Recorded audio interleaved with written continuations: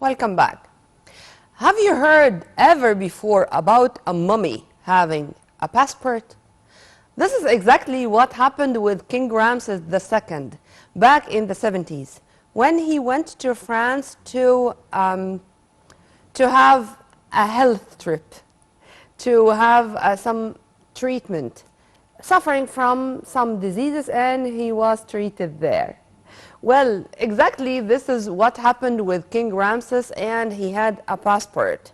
And you would find the Job Egyptian king, between two brackets, deceased. But this was, I think, to my humble opinion and to my humble information, the very first mummy to have a passport.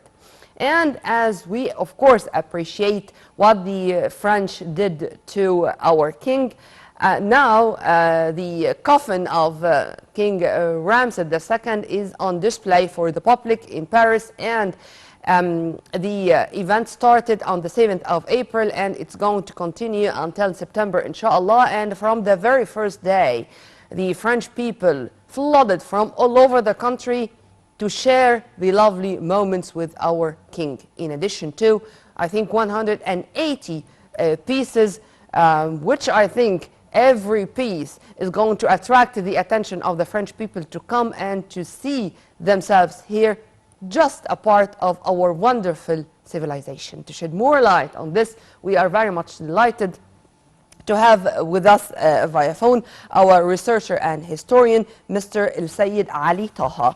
A very good morning to you, Mr. Taha. Good morning.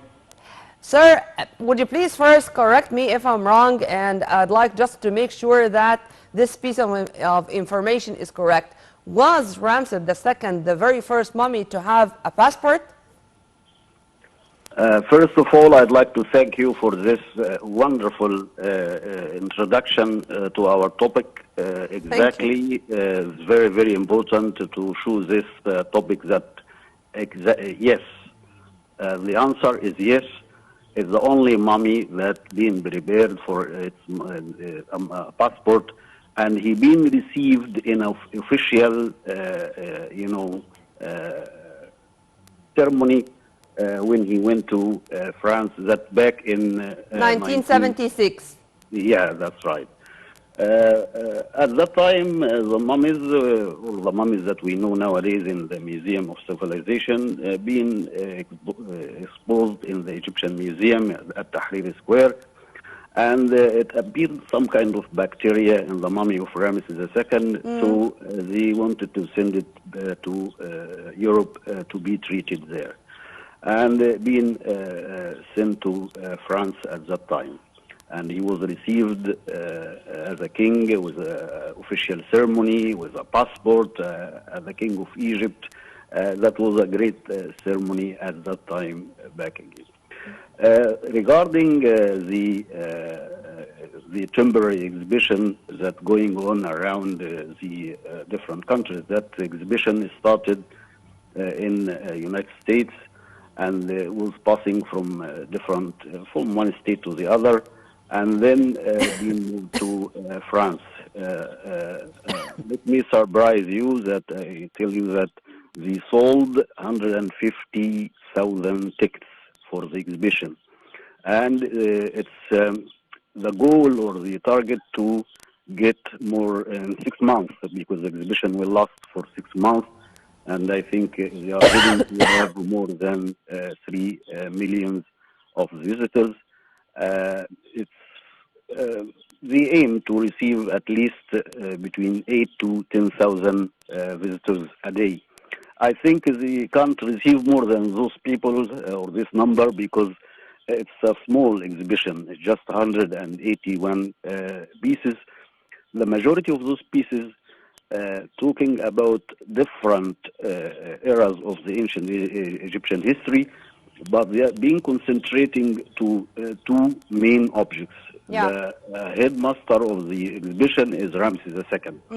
Especially this coffin was found in the cachet, because Ramses II, his mummy wasn't found in his tomb. Yeah. His tomb being found very damaged, in very bad state in the Valley of the Kings, and still, by the way. As far as I know, it was exposed to grave robbery. Yeah, that's Yeah. right. And during the 22nd dynasty, somehow a couple of 100 years after Ramses II, the mummies of the Valley of the Kings had been gathered in a place we call it Cache. Cache, it seems like a hidden place. We have found two caches. Yeah. One close to Deir el-Bahri temple of that famous queen Hatshepsut, and the other one was found in the tomb of Amenophes II in the Valley of the Kings. Yeah. That was back in 1882, about more than 200 years ago. They have found this cachet, and was something very amazing. But at that time wasn't that media like at the time of King Sure. Tutankhamun. So, but we have a very, very wonderful Egyptian movie talking about this topic, the Mumia or the Mummy of our great director and great Shadi artist, Abdel Shadi Abdel Salam. Yeah, it's Yeah. a very, very, very nice movie. Hopefully, somebody can continue what he started in the movie of Akhenaten as well, because this is a very interesting one. And his dream was Akhenaten. Yeah. We have the movie prepared with a sketch and everything is prepared. We need somebody to complete it because I think it needs a lot of money. We do have to a produce something treasury, like this. and we can do a lot to document what we had. But returning back to the exhibition, if you permit me, because Yes, as far also as I know that there are also movies and there are simulation of the battle of Qadesh against the Hittites, and also another movie which took the visitors to a trip to Abu Simbel Museum as a kind of attraction, and to attract them to come themselves, or this is another invitation to all of them to come and to see themselves the greatness of our monuments and of our Egyptian civilization symbolized in the Ramses II whole history, because Ramses II has both. I mean, he had such a share in changing the architecture and the way we looked at the old civilizations, monuments, and in the same time the very first treaty with the Hittites, the battle against the Hittites, and to reign, I think, for more than 60 years, if I'm right. You are absolutely right about this topic. Ramses II, he did, let's see, he was a pioneer in different fields. And Abu Simbel is still amazing, still surprising us, especially with this phenomenon when the sun goes through the main entrance of the temple till the innermost part, what we call the sanctuary. That phenomenon of the sun rise there in 2 specific days yearly, even with the movement of the temple, because the temple being moved from its original site to a new site, still the phenomenon going on, but it just delayed 1 day before the October and February, exactly 6:22 a.m. in the morning. Yeah, that's right. And we not to forget that famous Queen Nefertari. Nefertari. Because for Nefertari, they dedicated the small temple there in Abu Simbel and a very, very wonderful tomb in the Valley of the Queens in Luxor.